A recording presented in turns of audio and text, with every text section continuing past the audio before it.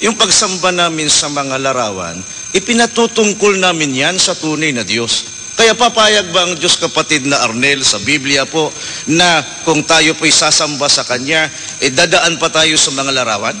Una, walang ganung utos ang Diyos, kapatid na Joel. Sabi nga niya, huwag kang gagawa ng larawan at tribulto o imahen, pagkatapos luluhuran mo at paglilingkuran. Pero, sagupain natin yung tanong. Ang Diyos ba pumapayag na yung kanyang kalwalhatian ibigay niya sa larawang inanyuan? At sasabihin ng tao, hindi naman talaga yung larawan ng aming sinasamba. Kung nakaluhod man kami doon, para sa Diyos yun. Ito sabi ng Diyos. Ang babasahin ko po, Biblia, Isaias 42, ang talata po ay 8. Pakinggan po ninyo. Ako ang Panginoon, na siyang aking pangalan, at ang aking kalwalhatian ay hindi ko ibibigay sa iba, o ang akin mang kapurihan sa mga larawang inanyuan.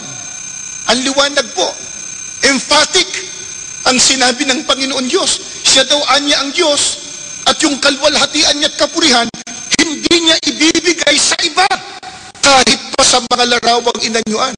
Ba't natin ikakatwiran ngayon? Kung nakaluhod man kami sa larawan, para sa Diyos yun. Sabi ng Diyos, wag! Yung kapurihan ko, hindi ko ibibigay diyan. Para maintindihan po natin sa isang ganitong paliwanag, kapatid na Joel, halimbawa, at sino man yung nagtanong, si Leonardo Gasmen, merong mag-asawa, medyo nakagalit. Galit po yung babae doon sa kanyang asawang lalaki. Ang sabi niya, pinagtataksilan mo ko. Nakita ko, may kasama kang ibang babae. Holding hands pa kayo. Sabi ng lalaki, hindi. Yung paghawak ko sa kamay niya, para sa'yo yun. Kung nakaluhod man kami sa larawan, hindi talagang yung larawan, para sa Diyos yun. Sabi ng Diyos, huwag kayong gagawa ng anumang larawan o ribulto pagkatapos sasambahin yung luluhuran at paglilingkuran. Yung aking kapurihan at yung aking kalwalhatian, hindi ko ibibigay sa iba, kahit pa sa larawang inanyuan, sabi ng Diyos. Kaya bawal po yan ng ating Panginoon Diyos. Baka sabihin nila, kapatid na Arnel, noon yun. Baka sa panahong Kristiyano, pwede nang sumamba sa mga larawan. Talagang ayaw bumitiw. Ayaw bumitiw Noon daw pwede, bawal. Pero ngayon, pwede na daw po. Ang babasahin ko po, panahong Kristiyano. Tayo po ngayon nasasaklaw ng tinatawag na panahong Kristiyano. Christian era. Pakinggan po ninyo, ito po'y sulat sa aklat ng mga gawa ng mga apostol, 17. Ang talata po ay 29 hanggang 31. Pakinggan po ninyo, panahong Kristiyano na po ito. Yamang tayo'y mga anak ng Diyos, huwag nating akalain na siya ay tulad ng larawang ginto, pilak o bato na pawang likha ng isip at kamay ng tao. Mahabang panahong di pinansin ng Diyos ang di pagkakilala sa kanya ng tao, ngunit ngayon iniuutos niya na magsisi sila talikdan ang kanilang masamang pamumuhay, sapagkat itinakdanan niya ang araw ng paghukom sa sanglibutan, at ito'y buong katarungan niyang gagawin sa pamamagitan ng kanyang hinirang. Ito po, turo ng mga unang alagad ng ating Panginoong Jesucristo. Panahong Kristiyano po yan. Ano sabi? Huwag niyong aakalain na ang Diyos tulad lang ng larawang ginto, pilak o bato na inukit lang ng karunungan ng tao. Isipin po ninyo, yung akalain mong ang Diyos parang ginto, bato, kahoy, masama na di lalo pa sabihin mong Diyos mismo yon. Di ba? Minsan makita mo papahiran ng panyo, tapos ipapahid pa sa buong katawan niya. Si paniniwala niya gagaling daw sa kanyang karamdaman. Sana nga, kapatid na Joel. Pero Ito sabi ng Biblia, hindi akalain ang Diyos katulad lang ng larawan. Isipin nyo, ba't naman di magagalit ang Diyos? Kailangan po bang tayo po'y nakapag-aral para malaman natin na kahoy pala to? Papel pala to? Ginto pala ito? At kahit ginto pa yan, sabi ng Diyos, ba't mo ko tutulan sa ginto, sa larawan, sa pila? At kung napansin po niyo yung talatang binasa ko, itinuri ng Diyos na kasamaan yun.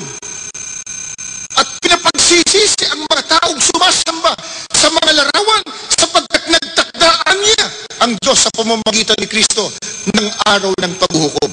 Kaya sapagkat mabigat na kasalanan yung pagsamba sa mga larawan, kapatid na Arnel, sa panahong Kristiyano, ano po ang mabigat na parusa kapag ang tao po ay sumasamba sa mga larawan? Babasahin po natin sa Apokalipsis 21. Ang talata po ay 8. Ganito po ang turo sa atin ng banal na aklat. Ngunit sa mga duwag at sa mga hindi mananampalataya at sa mga kasuklam-suklam at sa mga mamamatay tao, sa mga mapakiapid at sa mga manggagaway at sa mga mapagsamba sa Diyos-Diyusan, mga larawan, rebulto, imahin, at sa lahat ng mga sinungaling, ang kanilang bahagi ay sa dagat-dagatang nagniningas sa apoy at asupre na siyang ikalawang kamatayan.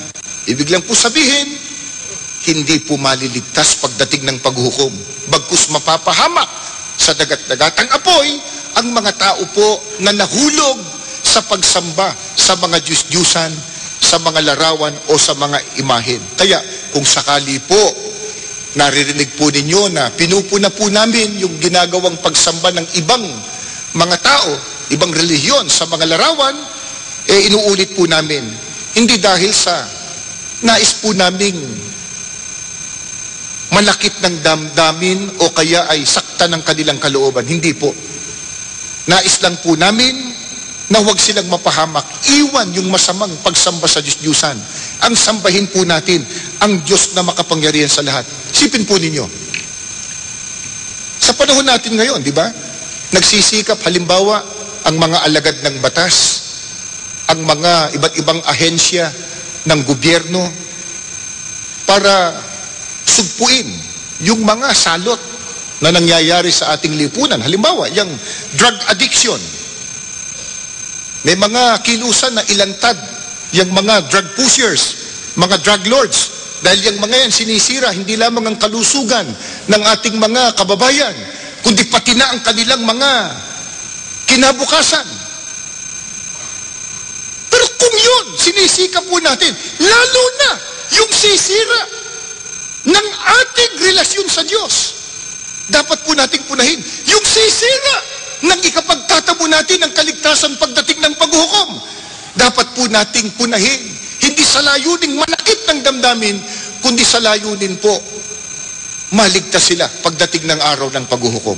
Salamat po kay Ginoong Leonardo Gasmen. Isang tanong pa, kapatid na Arnel, paano ninyo patutunayan na si Kristo ay tao at hindi kapantay ng Diyos? Ang nagtanong po si Leonardo Ruco ng Hasmin Street, Batasan Hills, Quezon City.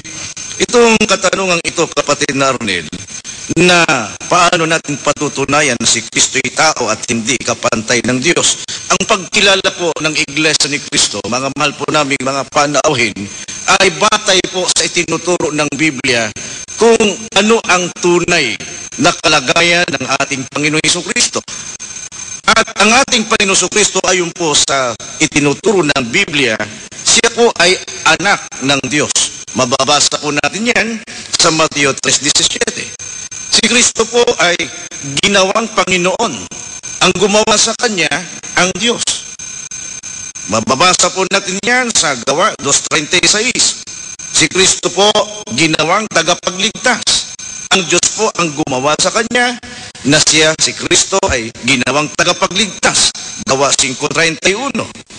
Ang ating Panginoong Jesucristo ay ginawang isang tagapamagitan sa tao at saka sa Diyos.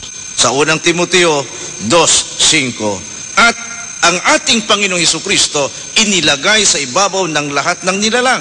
Ang Diyos pong naglagay sa Kanya, ang tunay na Diyos. Efeso 1:20-22. At ang ating Panginoong Hesukristo pinadakila ng tunay na Diyos, at ang Diyos mismo ang may utos na si Kristo ay dapat ding sambahin. Inisa-isa lang po ni kapatid na Joel yon, dahil po sa yung iba po na nakabalita ang pagkakilala namin sa likas na kalagayan ng Panginoong Kristo ay tao at hindi Diyos.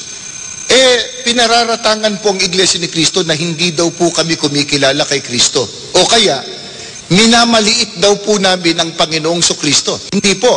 Kaya ipinagpauna ng kapatid na Joel na ang pagkilala po namin sa Panginoong Kristo batay sa pagpapakilala ng Biblia.